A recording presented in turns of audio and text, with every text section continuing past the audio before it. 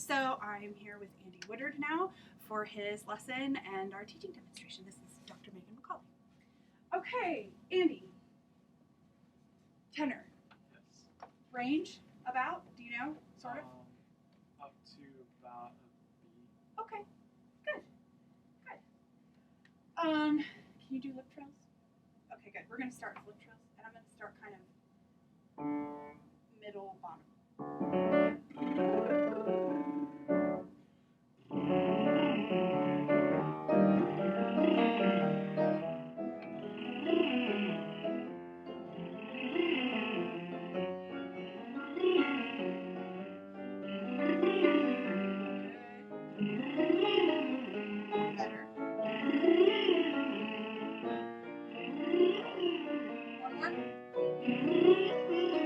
Down, it's okay.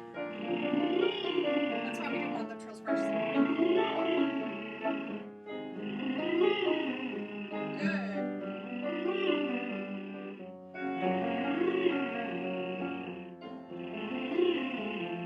Okay, good. Right there, can you make it real smooth and not ba-da-da, ba-da-da-da, ba-brrrr.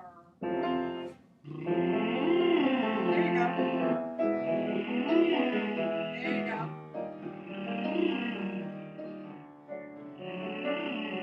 Good, keep it relaxed. There you go. Yeah, let it just be whatever it is going to be. Good. Okay, last one. Good. Do one of those. Good. Okay.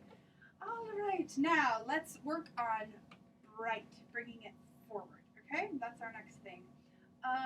Let's do Louis, Louis, Louis, Louis, Louis. The ooh we know is going to be fine. I want you to think about that E and bringing that sound forward. Louis, Louis, Louis, Louis, Louis.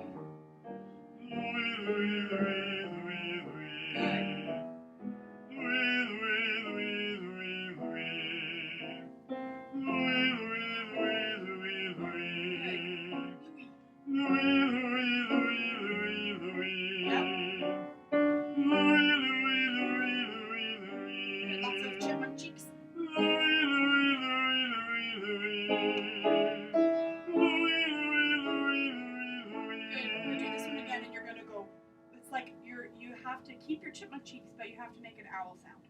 Loo, and not loo. It's really not very easy. I'm not asking you to do something easy, that's for sure. Yes, but now can you give us a little cheek with that? You kind of feel like you have a beak. You know, like it feels very bright, but there's this length to it.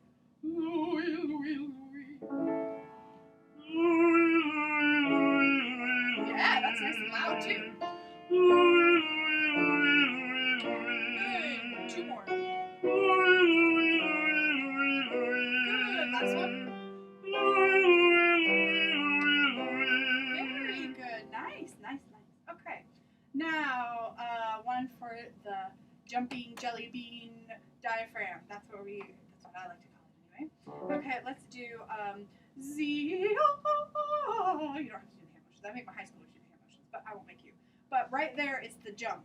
Z. A little bit like Santa Claus. Okay? Z. Yep, and then it's smooth coming down.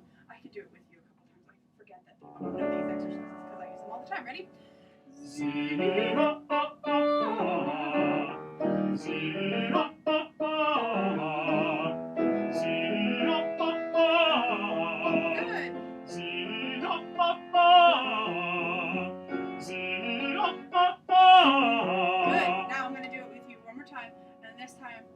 You to not move your jaw when you say the ah. It doesn't have to move.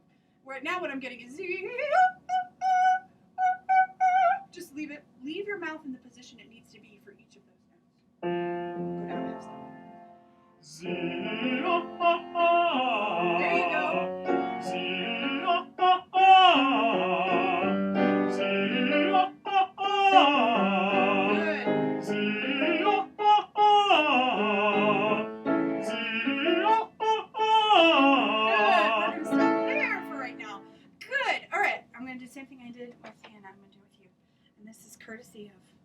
my very first voice teacher, Dr. William McCauley. Okay, you're going to put your hands in front of you and make sure that the what are those called? Wrists touch.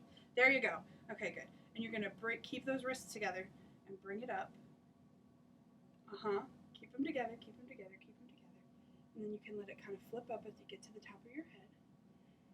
Up, reach for the ceiling, and then reach out for the walls on either side of you. Reach, reach, reach, reach, reach, reach, reach, reach, reach. And then when you get to the bottom, all you do is shake your shoulders. It's a little taller up here than you were before. Only slightly, but it makes a big difference, okay? That little bit of difference should give you greater flexibility down here for that exercise we just did. So, you should have a little more flexibility down here because you've gotten all of this stuff out of the way, okay? Let's try it again. Yes! Now, what I also really like is that you have this wonderful bright ah, and I love it. And I want to see how far we can keep it before we need to modify it for your high notes, right? And then when we modify it, we're going to modify it maybe a little differently from the way you've been modifying it, so that it still sounds like an ah. Right now, up at your top, it's starting to sound like an and we can keep it sounding like an ah just by changing the way we modify it. But first of all, you may not have to modify it as quickly as you think you do, because we've got this extra jumping jelly bean going on. Okay, good.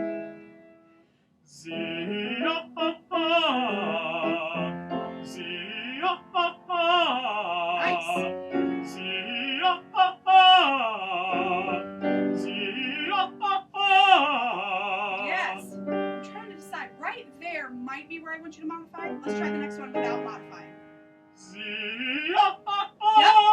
Yep. See, I was right. Yay. I love it when I'm right. When I feel like I guess right. Okay, so that was the G you had, but we want to start modification one step before you really need it, right? So that you don't accidentally forget and then not modify on the note you really need it on. So when you get to a G up at the top, that's when you want to start modifying your vowel. But I want you to think Z, A-W. And still think ah, rather than just think, oh, drop, drop, drop, loose, loose, loose, right? Okay, which is what we usually do. Z and then A-W. At the bottom, you've had a nice bright ah, like, you could bite it almost, it's got that really bright ringing. Now we're going to let that be in the back, ah, A-W. And what that does is, it's just giving the higher you sing, the faster your air needs to spin. And it needs more space to do it. So when we move our resonance up and in the back, it's giving your air access to resonate and spin in a bigger space than these little sinus cavities that we've been doing before. So you're going to start doing that at G for me, okay? Are we on Z, O, O, O. Yeah, this is the G. So this is your first AW. Z, O, O, O. Yes. Now, it's harder to make that coincide with the Z sound, right? Z, yaw. Put a Y there. Z, yaw. Think yaw. Yaw. Right there, like you're going to yawn, okay? And then stay in that spot. Oh, oh, oh. Stay in that spot. Z, Z, oh, oh, oh. Good. Z, oh, oh, oh. Yes. Z, oh, oh, oh. Yes. And you've got that nice little tenor whine, I call it. The little, it's just a heart-wrenching sound that those tenors can make up at those high notes when it just squeaks just a little bit before you lock into the pitch. And most people think it's really sloppy, and I love it. I think it sounds awesome. But of course, you do have to choose to do it tastefully. You can't just do it all the time. So what's happening when you do that, when the tenor whine comes out, what's happening is your body didn't lock in to the position before you went up for the note. So you've got to lock into that position before you get up there. Now you found it. So can you find it before you start to sing the note? Maybe. I think you probably can. We're going to go down a couple steps. We're going to start at the G again. Okay? Z, oh, oh, oh. Good. Don't let that jaw move. Z, oh, oh, oh. Good. Now the other thing that's happening what it is yet, but I would guess that that is actually your brain is thinking, I'm taking a space there, right? I'm taking breaths between or whatever, and you're not thinking about that pitch anymore. In your head, you have to think about it like, you have to think the pitch the whole time, even when you're taking the breath, because otherwise your whole body goes with your brain and goes, oh, I can relax. Oh, wait, no, I can't. Oh, wait, no, I can't, right? So that's what we have to do with that. Good. Let's try it again.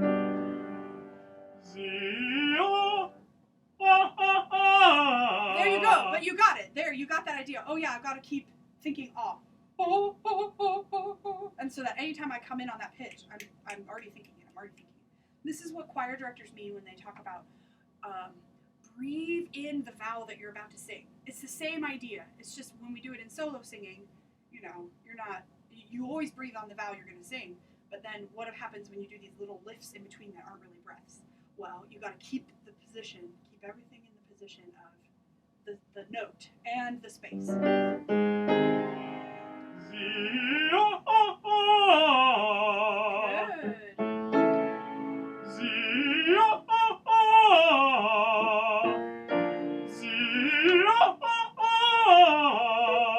That's a B flat.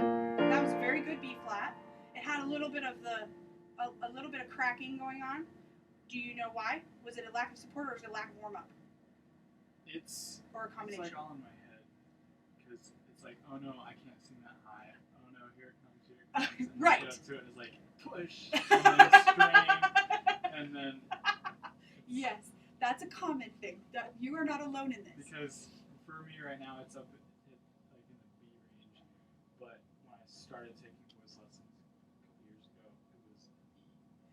So you've moved up considerably then. Yeah. Good. That's good. Well, you're doing really, really well with it. I mean, your A flat is very consistent. Your A flat is very consistent, and that shows a lot of strength on your part because that's, you know, tenors have a break in the same place an octave lower that sopranos do, but you all have to handle the break in your voice very, very differently, and the A flat is well above that break. So, you know, I expect. The reason it was on an E before is that's usually right at the break of a tenor voice. And your body and brain were not totally convinced you were a tenor probably when you started taking lessons. So, and after hearing you in Skiki, it's like, oh yes, he's definitely a tenor, you know? We just can't get to those notes down there. Yes, so that's good. That's a very, very good thing. Okay, what did you bring to sing? I brought Come Again, Sweet Love, and then a sacred piece in Tenderness He Sought. Can we start with Come Again? Do you mind? Okay, good.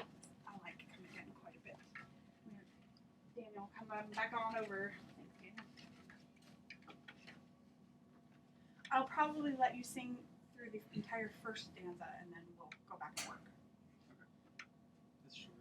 Yeah.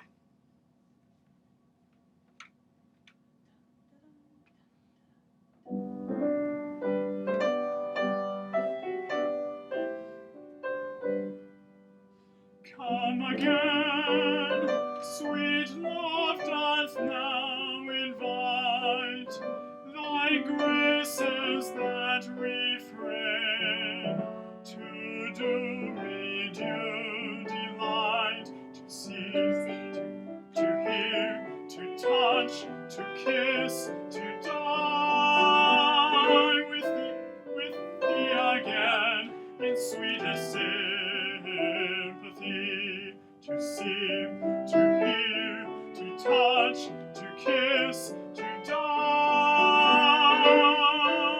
with thee again in sweetest sympathy. Good. Okay. Smile for me, real big. Okay, you do have them. You have singer's cheeks. I just don't see them when you sing. That's your high cheekbones, right? And I don't know. Is it okay if I touch you? I have to ask. That's fine. I have to ask.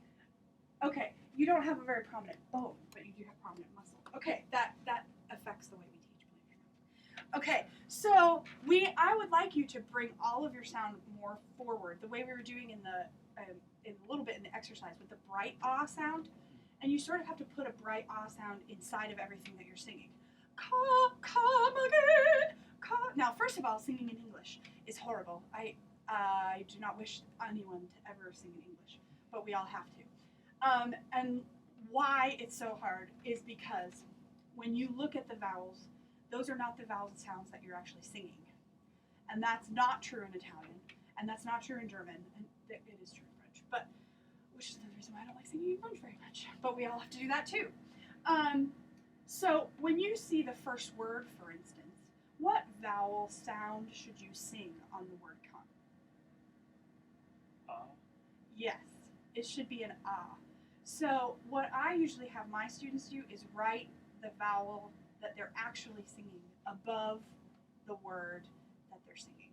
Because when you look at an O, your brain is going to say, come again, and that's too dark of a sound. And we want you to brighten up the sound.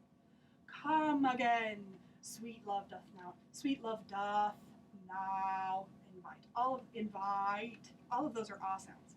So even a lot of people even sing the word love as an ah sound. So you could look at that second phrase and say you're singing sweet love doth now invite. That's 4 ahs, and none of them are spelled with an A. So we gotta love the English language. So that's the first thing is I just, for now, just think everything inside of a nice bright ah. You might want to go home and write ah in all of those places to help you. So that's the first thing that we want to talk about. That will help bring the sound forward for you. The other thing is we need to pace our breath support. I know you've been taking for 2 years now, 2, 3? Including high school? Yes. 5. Awesome. 5 years of voice. So we know about where we're supposed to be breathing from. It's very clear. You have very good low breathing, and you're using your diaphragm. But I want you to pace now the breathing for the phrase. And in this lovely Renaissance piece, you don't need as much breath as you do for even in Tenor and Sisami. You're good. Singing sacred songs requires more breath than any other type of song, I think. So for this one, you're not going to need as much breath, and that will keep the tone light and spinning. If you just feel it like you're going to take like a half breath instead of taking your full breath every time you're going to sing, especially for the first phrase, because you're going to take a breath before you sing Sweet Love. Yeah. So there's no way you need a full tank of oxygen for the words come again, right? Yeah. So think in smaller breaths and singing everything inside of all. Let's try it again. I'll probably stop it this time.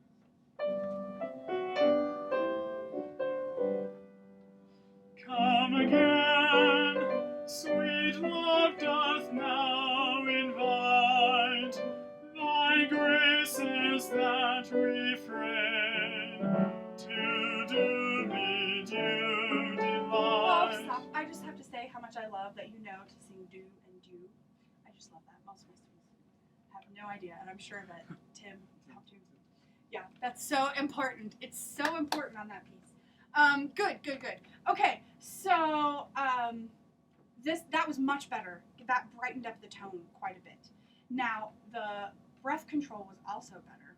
The other thing that will help you is I want you to let every note spin with your natural vibrato. I'm not telling you to put more vibrato into your sound, obviously, but that we don't fall into the trap of the vibrato only kicks in when we're reaching towards the end of our breath. Usually that's what happens is when you get about 60% of the way through your breath, vibrato naturally kicks in. That's what makes a singer of musical theater, for instance. That's how they learn to sing, and that's why we have delayed vibrato on a lot of musical theater stuff.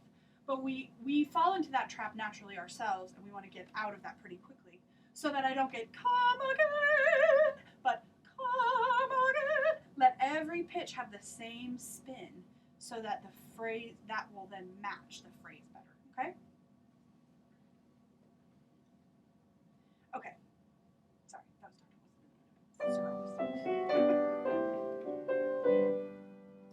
Come again. Yeah, that's okay. You didn't need the breath. Your body knew you didn't need the breath, and it was just going to keep going. That's totally fine. You can take breaths in weird places in lessons. I'm all for it. Now, with the spin, I have some of my students wiggle their fingers, if that helps you, to remember to spin every note, because it keeps something. Oh, yeah, my voice is supposed to be wiggling like my fingers. I had a student who did her whole recital with fingers wiggling, but nobody noticed it except for me because she sort of tucked it behind her leg and then wiggled her fingers, and then away the voice spinned. It was wonderful. Spin. Wow. Okay. Come again, sweet love doth now invite thy graces that refrain to do me due delight, to hear, to touch, to kiss, to die with thee again in sweetest sympathy. Okay, good. Let me stop that. Did Tim tell you to sing sympathy? Did he tell you to do that? No, I just recently started Doing that? doing this. This is only the second time I've sung this song. Got it. Anybody else. So, it's okay to do that maybe on the second verse, but with thee again in sweetest sympathy, or sympathy, and actually I think, oh yeah, so it probably should be sympathy is really what it should be. In sweetest sympathy, and they don't even have it right in the book. That's typical of these editions to not always get it right. So you might want to talk with Tim and see if he wants to change it, or at least do the rhythm they have written, which is sweetest sympathy, instead of waiting sympathy, right? Make that a full quarter note for now. And you might want to change and put the p on the 16th notes, okay? Good. Now, do you mind? I'm going to come over and see what's going on with your breathing again. Start again for me. I'm going to see what's going on in the back. Come again, sweet love doth now invite. Okay, good. So nothing's going on in the back. That's kind of what I thought. Good. So what happens when we pull our posture really tall is sometimes we arch our back too much and we get this sway back thing and then it gets really tense. When you stand tall, you have to stand tall all the way around, and that means in the back too. And then when you breathe, you should feel movement in the back. You feel that way when you put your hands back there? Can you breathe into your hands? Did you get it that time? I'm not sure. Breathe into my hand. No, not this one, this one. I don't know how to. Good. Well, there's a easy way to fix it. You're going to sit in this chair on the edge of it and put your elbows on your knees. And drop your head. Now, take in a deep breath. Now, see, you don't have as much movement down there. Do you work out? Not a whole lot, but some. What do you do when you do? Like a run. Okay, that's fine. Oh, Do you do weights? not really. Okay, good. Okay, so drop your head. Take a really, really deep breath for me. That's it. Now that moved into your back. Do you feel the difference there? Not a whole lot. Okay. Drop down again for me. Okay. Take another couple deep, deep breaths. Okay, now stand up for me. And just stay right there so I can take a deep breath. Okay, all right. See, some people, your body is a little more like mine in the back. That when we stand up, we have, there are layers of muscles, I know you know this. But your back muscles, the ones that are most on the surface, are very strong. And so even though you're breathing into the backspace, we can't feel it very much until I absolutely get everything out of the way, which is what happens when you bend forward like that. And then, So I think you are breathing into the backspace. Make sure that when you sing, you feel the energy not just coming from the front. If that makes any sense. Come again. I almost feel like as I sing, this expands as well. Come again, sweet light doth now invite. So that I can really get some space there. Okay? Is that like lower back? Mm-hmm. Or Yep, it's your mid? lower. It's your lower and middle both that sort of move. It should start right below your waistline, which is higher than where you wear your pants usually, unless you're a girl. So, yes, or some other well-meaning old people. Good. So, yeah, it should start, you should feel most of the movement right below your waistline. So that's kind of your lower, middle, or upper, lower. How confusing is that too? Yeah. I feel it in the middle. Yeah. I kind of feel it going back there. Right. But it's not. Here. Yeah. Yeah, it should be right about here. And you're not going to feel it too much with your hand, but you might be able to feel it on the inside of your body, you know, where I can't feel it. Obviously. Certain places that my hands cannot go. But basically when you breathe in, the diaphragm is a muscle that pushes down, and the reason that we talk about seeing the movement here is because the majority of when it pushes down, it pushes on guts, and then those guts push your abs out. And that's just because it's easier for it to push down and out that way than it is for it to push down and out the back, because the spine is back there. The spine gets in the way. But there is some movement. The guts in general are just pushed down, and it pushes everything out a little bit. It pushes the front out more than it pushes the back, but there should be a little bit in the back there. And then you want to sing with that full strength in mind, rather than just cutting it off with just the front. Okay, good. And then, again, I think if you take a half of a breath,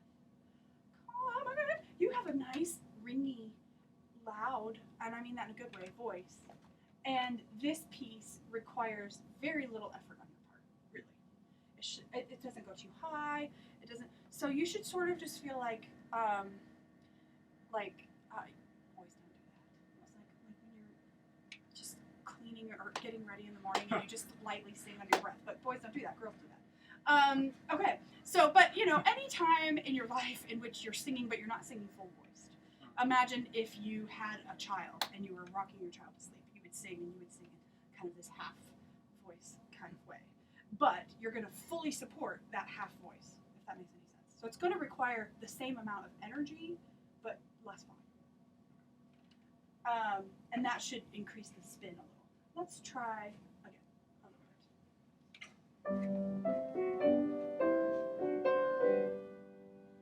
Come again, sweet love doth now invite, thy graces that refrain, to do me due delight, to see, to touch, to kiss, to die